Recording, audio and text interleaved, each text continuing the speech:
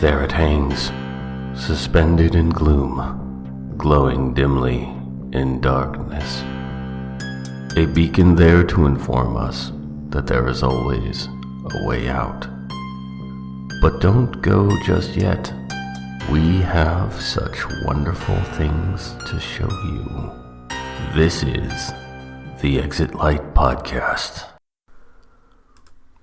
Good evening, listeners. Today, I share a story with you that is near and dear to my heart. I'm sure you know about the PBS show called The Joy of Painting with Bob Ross. This story is heavily inspired by it, which I'm sure you will notice. That being said, I don't have a negative thing to say about him or his work, but I do often wonder why his paintings always seem to evoke a profound sense of loneliness. Cabins that are empty, without a trace of human presence, or any kind of life for that matter. Open vistas of beauty with naught but a distant flock of birds, perhaps. There's an emptiness to his paintings that implies that to achieve true peace, people must not be allowed in the picture. Perhaps adding those details would make his examples a little harder to follow, though. I don't know. It does make one wonder, though. What stories are there beneath the paint?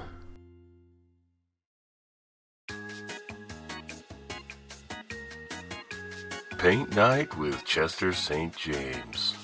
Come along and share the wonderful experience and relaxing pastime of painting. In this episode, Chester guides you through a mountain cabin scene. From beginner to master painter, there's something for everyone to enjoy. This show is made possible by the Public Access Grant and the Lightbringer Corporation. Hello, friends, and welcome to Paint Night with Chester St. James.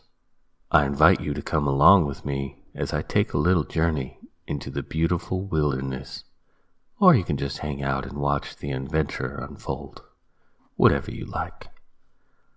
I tell all my friends that painting is never right or wrong. It's just your own little story you'd like to tell. I like to use pre-primed canvas just because it saves time on not having to gesso them. It is a bit more expensive, but definitely worth the extra bit of money. Also, here are the colors we'll be working with today.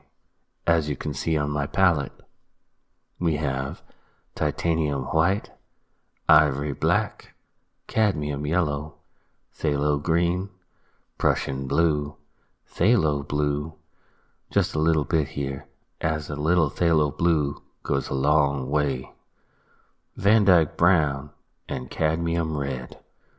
Just from these colors, we can make almost any color possible.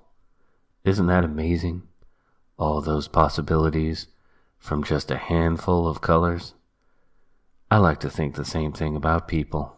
So full of possibilities and experiences. You just want to sometimes open them up and see all the stories they have inside of them, full of color and memories. You're also going to need some kind of paint thinner. Now, I'm using turpentine because my studio is properly ventilated. If you don't have that, it's not safe to use a solvent in a closed room as the vapors are toxic and can make you very sick. So I suggest a non-toxic terpenoid product. And of course, we will need some brushes.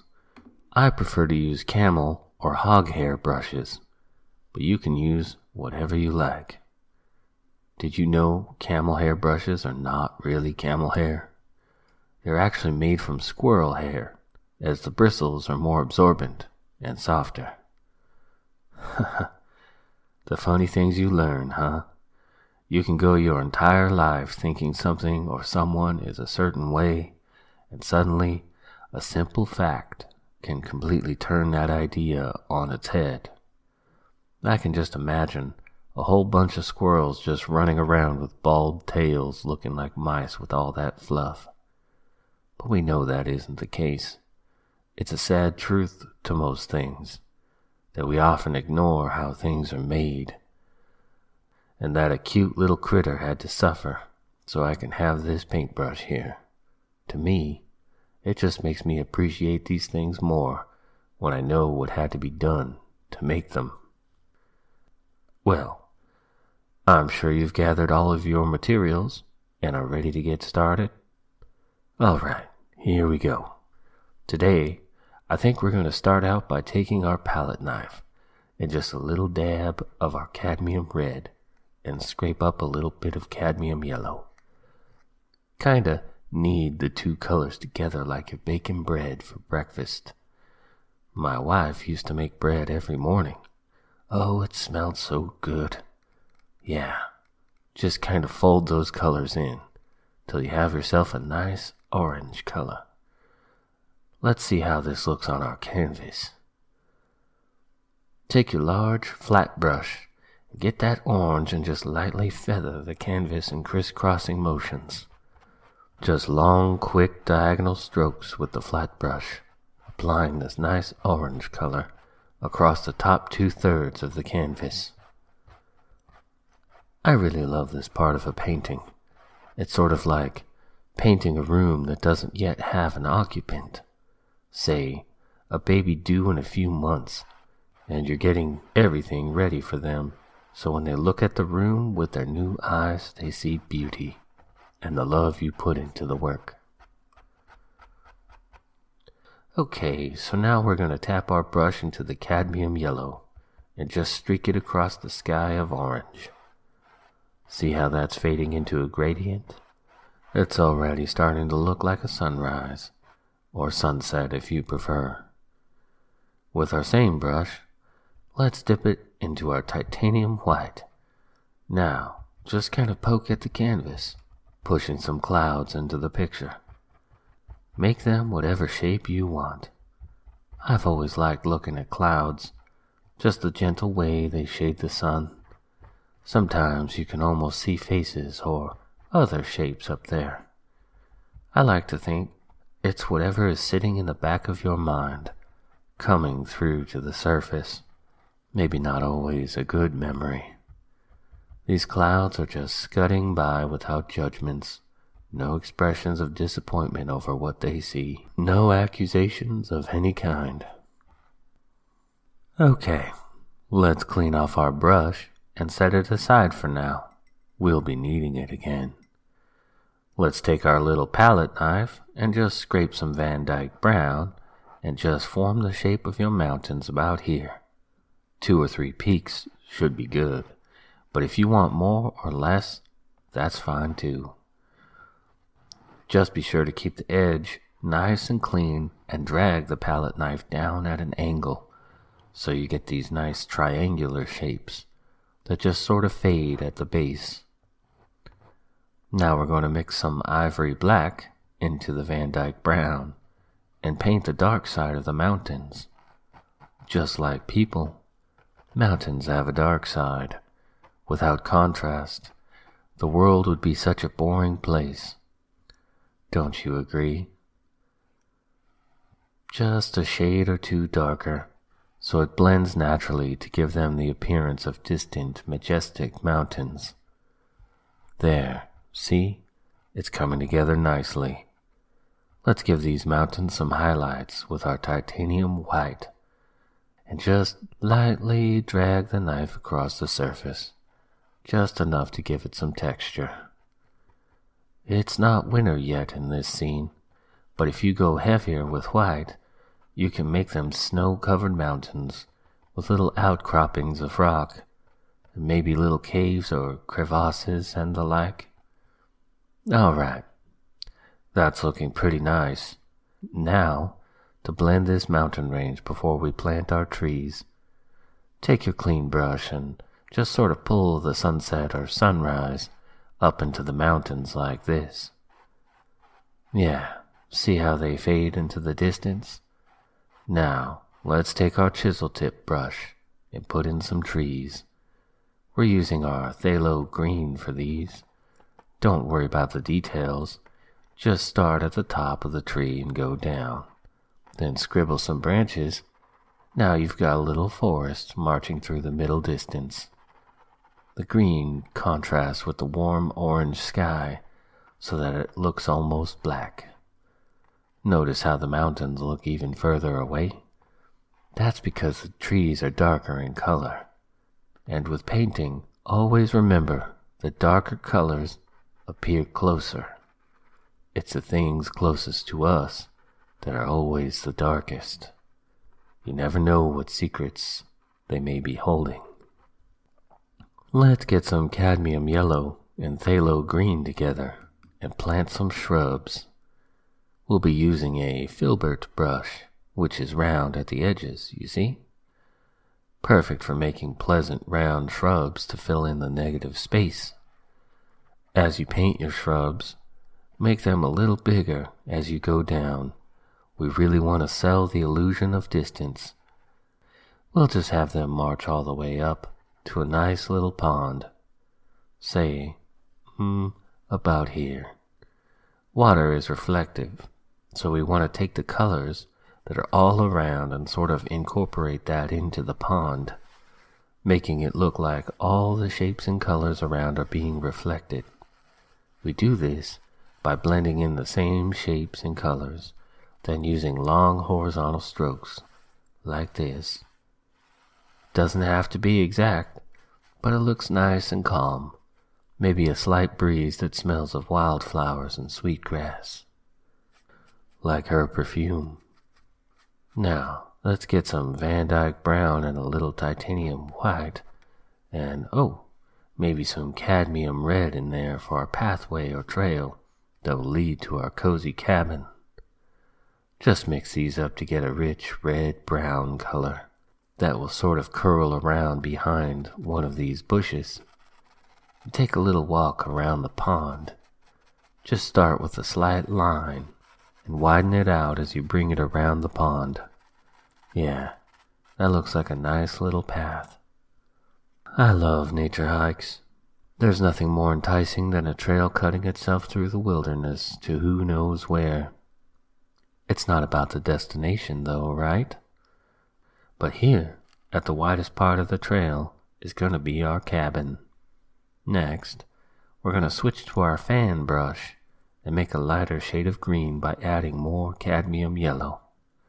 Maybe tip the mixture with a little bit more yellow to create the nice wavy patterns in the grass surrounding our scene. There, an entire field of waving green grass tipped with tiny yellow flowers in only about 40 seconds. I can just imagine lying there in that grass, looking up at the sky, thinking about life and all the things that had to happen for that moment to occur. After our little break from that long walk, we're going to build our cabin. Start with some Van Dyke brown and a little ivory black. Just like how we painted the mountains, we are going to use the palette knife. First the walls, 1 and 2, like that. Now, add a tiny bit of titanium white and slope in the roof. We've got our basic shape for the cabin, and it already looks nice.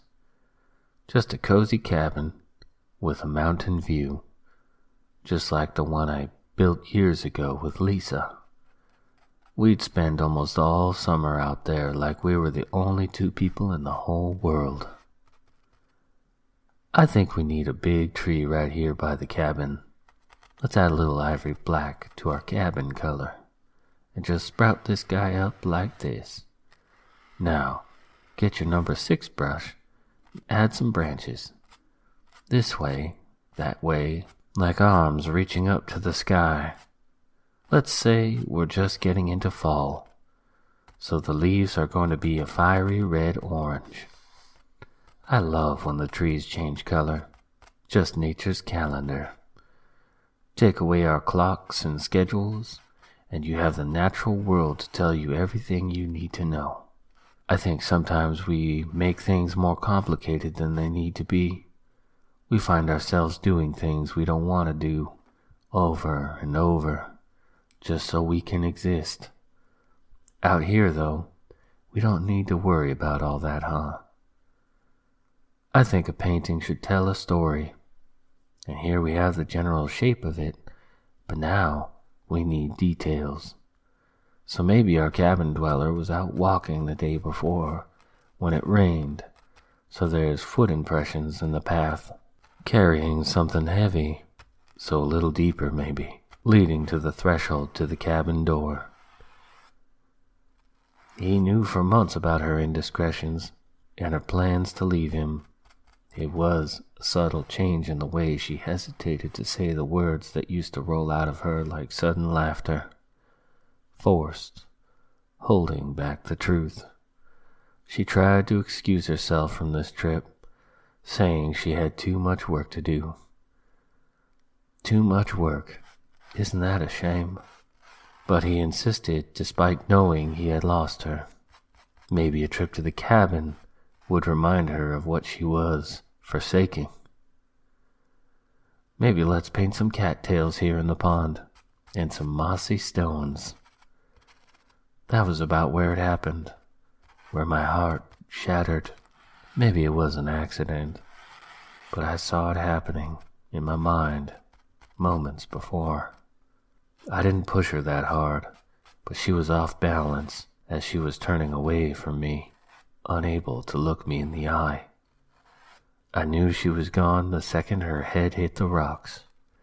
That look of furious pity evaporated with a dull thud and a wet splash of the autumn lake water. Let's go ahead and paint some brushes in front of the cabin. Maybe add some late summer flowers, too. Yeah, a nice blood orange looks wonderful against the deep greens, doesn't it? The shovel was old and left splinters in my hands from hours of digging through cold mud and hard-packed mountain clay. There, I left her beneath the tree, under the orange and red boughs, where forever she will be embraced by its roots. I'll just put the shovel here, leaning up against the tree like that. Alrighty, and it looks like it's all done, so I'm just gonna sign it. People often ask me how I know when a painting is finished. Well, I tell them. It's just like a relationship or a moment in your life, a gut feeling. You just know.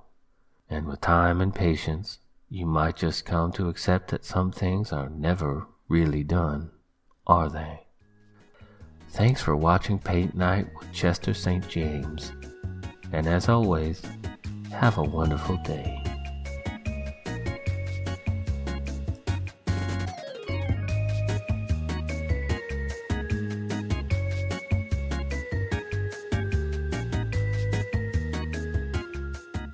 Art and creative expression is such a positive way to deal with one's demons, isn't it? Trust me, I don't know what kind of monster I would be if I didn't depressurize with my creative valve. I'd probably just explode. I guess it's a good thing I have so many projects going on then, huh? If you enjoy this show and know anyone who you think might also enjoy it, then please tell them about it. If you are interested in contributing with a story or your narration, please reach out to me at eli@exitlightpodcast.com and we'll go from there. Thanks again for joining me. See you next time, and good night.